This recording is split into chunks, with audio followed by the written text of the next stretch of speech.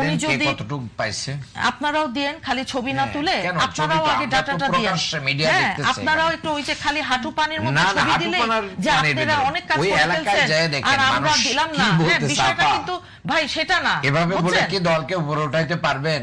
আপনারাও পারবেন না, আমরা পারছি কি না পারছি, আমরা দলকে উপরে উঠার, আমরা মানুষের বিপদে পাশে থাকতে চেয়েছি। অবশ্যই আমরা তো একাত্তরে তো ভাই পাশে থাকেন না, একাত্তরে না, আমরা পালিয়ে যাই না, জাতির উপর সবচেয়ে বড় পালিয়ে যাই না, সাপোর্ট করলেন, তখন তো আপনারা আর পাশে থাকলেন না, চলে গেলেন। আমরা এই দেশেই ছিলাম, আপা এগুলো বলে লাভ নেই।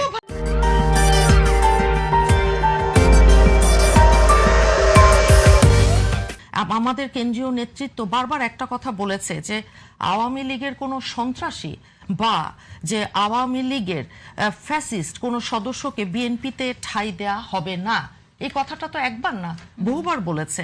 এখন দেশের বিভিন্ন জায়গায় আওয়ামী লীগ নেতা কর্মীদের যে আশ্রয় দেয়া বা তাদের ব্যবসা বাণিজ্য দখল করার অভিযোগ জামাতের বিরুদ্ধেও তো আপনার এসেছে। এখন জামাত তাদের যে কৌশল যেটা তারা করছে, এবং নির্বাচনের আগেও আমরা যেটা দেখেছি যে নির্বাচন বলেন, সংস্কার, আওয়ামী লীগের রাজনীতিতে ফিরে আসা বা এসব সবকিছু নিয়ে জামাতে ইসলামীর মধ্যে এক ধরনের যে কৌশলগত একটা আপনার দূরত্ব আছে, মনস্তাত্ত্বিক যে বিষয়গুলো আছে, এগুলো সবকিছু নিয়ে নির্বাচনের মাঠে নির্বাচনের আগেও আধিপত্য ধরে রাখা বলেন কিংবা জনসমর্থন ধরে রাখার মতন একটা লড়াই আমাদের সাথেই তো তারা ছিল।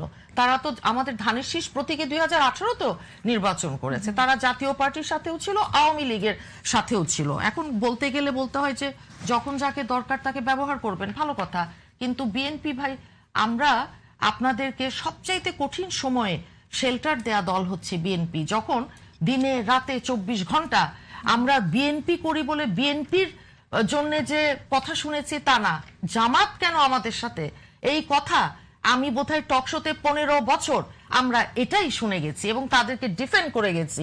এই যে সন্দেহ পরস্পর প্রতি, এর একটা বেনিফিট আছে। সেই বেনিফিটটা কি? এই বেনিফিটটা যারা বিভিন্ন দলের ভিতরে ঘাপটি মেরে থেকে ষড়যন্ত্রকারী থাকে, তারা তখন বুঝে ফেলায় যে আমাদের এই ষড়যন্ত্র জানাজানি হয়ে গেছে, সো দ্যাট আমাদেরকে থামতে হবে। এটা একটা বেনিফিট।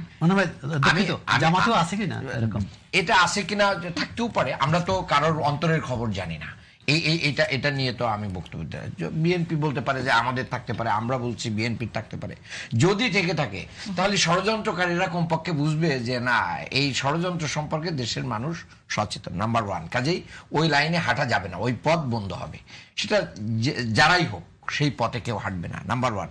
নাম্বার 2 হচ্ছে আমাদের বিরোধী দলীয় নেতা এবং আমাদের প্রধানমন্ত্রী সবার বক্তব্য কিন্তু একই ধাঁচের, যে আওয়ামী ফ্যাসিবাদের বিরুদ্ধে আমরা একাট্টা, আমরা ঐক্যবদ্ধ বাংলাদেশ। কাজেই শেখ হাসিনা যতবার বাংলাদেশে ফিরতে চাইবে, বাংলাদেশের দেশপ্রেমিক যতটা ততবার। একটু আগে তো বললেন যে বিএনপি ষড়যন্ত্র করছে, আমরা কিন্তু বিএনপি বলি নাই, মানে এবং আমাদের মানে কিছু লোক, এটা কিন্তু আমাদের সেক্রেটারি জেনারেলের বক্তব্য কিন্তু সবাইকে এবং সরকারকে মিন করে নাই, কিছু বিএনপির ভিতরে থাকা কিছু লোক এটার দ্বারা পুরো বিএনপিকে মিন করে না, এবং পুরো বিএনপি এটা চায় না। কারণ আমরা এই 17 বছরে একই সাথে আমরা মানে অত্যাচার, নির্যাতন, জেল, জুলুম এবং এই আইন আদালতে ঘোলাঘুলি করেছি, একই খাঁচাই থেকে আমরা কিন্তু হাজিরা দিয়েছি। কাজে আমাদের এই ইতিহাস আমরা বলি নাই। যারা সুখে ছিল তাদের তো অনেক কিছুই, ব্যবসা বাণিজ্য ঠিক ছিল, অন্য সবকিছু ঠিক ছিল, পদ পদবি ঠিক ছিল, বাড়িঘর ঠিক ছিল, মানে তাদের তো অসুবিধা হয় নাই। এই জন্য সেই ষড়যন্ত্রকারীদেরকে এখানে মিন করা হয়। যখন বাংলাদেশের একটা বৃহৎ জনগোষ্ঠী বন্যা কবলিত, তখন প্রধানমন্ত্রী তার স্ত্রীকে নিয়ে মেডিকেলে, তার বিশ্ববিদ্যালয় মেডিকেল কলেজের দিবস পালনে যাচ্ছেন, অথচ বিরোধী দলীয় নেতা কোমর পানিতে পাঞ্জাবি ইয়ে করে গেঞ্জি গায়ে দিয়ে কিন্তু মানুষের দুয়ারে দুয়ারে সেই চট্টগ্রাম বাঁশখালী চলে গেছে। এই যে দুইটার একটা পার্থক্য আছে। আমাদের এমপি শাহজাহান সাহেব উনিও চলে গেছেন, ডাকসুর জিএস ফরহাদ চলে গেছে, মানে যার যেখানে দরকার, অর্থাৎ যখন নেতা চলে যায়, প্রধান ব্যক্তি দলের চলে যায়, তখন কিন্তু আর কাউকে নির্দেশ দেওয়া লাগে না, তখন কিন্তু অটো হয়ে যায়। আমি জানি না, এটা দুর্ভাগ্য আমার যে মানে ত্রাণ মন্ত্রীকে, ত্রাণ দুর্যোগ মন্ত্রীর নাম কি, পত্র পত্রিকায় ওনার তৎপরতা, ছবি, কি করতেছেন এগুলো। আপনি যেটা বললেন যে দলের প্রধান যখন চলে যান তখন অটো হয়ে যায়, অটো কি হয়ে যাচ্ছে তাহলে? অটো হচ্ছে আমাদের সাধ্য অনুযায়ী প্রতিটা ঘরে ঘরে আমরা পৌঁছানোর অটো হয়ে যাচ্ছে, মানে অটো হয়ে যাচ্ছে, মানে অটো হয়ে যাচ্ছে যখন নেতা চলে যায়, আপনার নেতা, আপনার পানি অটো চলে আসছে, অবশ্যই আমাদের পক্ষ থেকে অটো, সমস্ত আমাদের যে প্রশাসন আছে, স্থানীয় নেতা কর্মী সব আপনাদের অটো চলে। প্রশাসনের পার্ট প্রশাসন করবে। দেখেন, যখন একটা বিরাট এরিয়া ধরে এফেক্টেড হয়, তখন কিন্তু একটা দল বা একটা প্রশাসন এট এ টাইমে সবাইকে রিস্ক করা পসিবল না। প্রশাসন এটা প্রশাসন করবে, দল হিসেবে তো নীতিগত কিছু সিদ্ধান্ত আগে নিলে সেটা ভালো হতো না। সেই জায়গায় বিপদে মানুষের পাশে দাঁড়ানো, ছুটে যাওয়া, এই মানসিকতার তো প্রকাশ ঘটাতে হবে। এই মানসিকতার প্রকাশ তো আমরা স্থানীয় বিএনপি নেতাদেরকেও দেখছি না। একটা হচ্ছে না দেখাতে হবে, আর একটা হচ্ছে আপনি কাজ করবেন, ড্রিমিং অর ডুইং, কি করবেন? আপনি স্বপ্নও দেখবেন, কাজও করবেন। আর না হয় আপনি কি করছেন যে প্রত্যেকটা জিনিসে, সবগুলো মন্ত্রণালয়, দলের সাংগঠনিক যে আমাদের অবকাঠামো আছে, সবখানে সমস্ত নির্দেশ, সমস্ত কিছু দেয়া আছে, কাজ করছেন। এবং সেই সাথে উনি যদি আপনারাও দেন, খালি ছবি না তুলে আপনারাও আগে ডাটাটা দিয়ে, আপনারাও একটু ওই যে খালি হাঁটু পানির মতো ছবি দিলে যে আপনারা অনেক কাজ করতেছেন আর আমরা দিলাম না, বিষয়টা কিন্তু ভাই সেটা না। এভাবে বলে কি দলকে উপরে উঠাইতে পারবেন?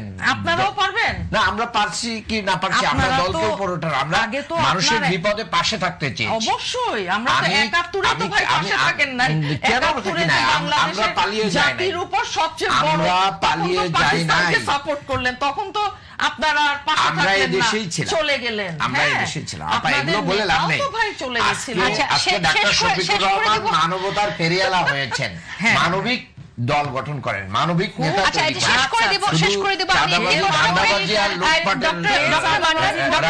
ডক্টর মান্নান, একটি প্রশ্ন করতে চাই আপনাকে। আমরা শুরু করেছিলাম আলোচনা ক্ষমতাচ্যুত শেখ হাসিনার যে ফিরে আসার ঘোষণা তিনি দিয়েছেন সেটা নিয়ে। এখানে অনেকে এই কথাটি বলেন, জামাত ইসলাম যদি এখানে, যাদের হাতে গণহত্যার দাগ লেগে, রক্তের দাগ লেগে আছে, তারা যদি এখানে রাজনীতি করতে পারে, তাহলে কেন আওয়ামী লীগ পারবে না?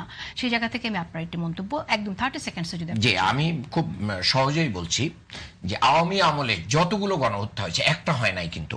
শাপলার গণহত্যা হয়েছে, পিলখানার গণহত্যা হয়েছে, সাইদি সাহেবের রায়ের পরে 1.5 শতাধিক মানুষ ইয়ে হয়েছে, গুম হয়েছে, খুন হয়েছে, 24-এ হত্যা হয়েছে, একবারে টাটকা। এই জায়গায় এই বিচার বিএনপি করবে কিনা, এতগুলো বিচার বিএনপি করবে কিনা, আমাদের আমরা 71 এ হত্যা, ধর্ষণ এবং আগুন, এই সন্ত্রাসের সাথে আমাদের কোন নেতা জড়িত ছিল না। বরঞ্চ ম্যাডাম জিয়া বলেছেন বিভিন্ন জায়গায় যে জামাতের নেতাদের নাম ধরে যে তাদেরকে বিচারিক হত্যাকাণ্ড করা হচ্ছে। এই বিচারিক হত্যাকাণ্ডকে জায়েজ করার কোনো সুযোগ নেই।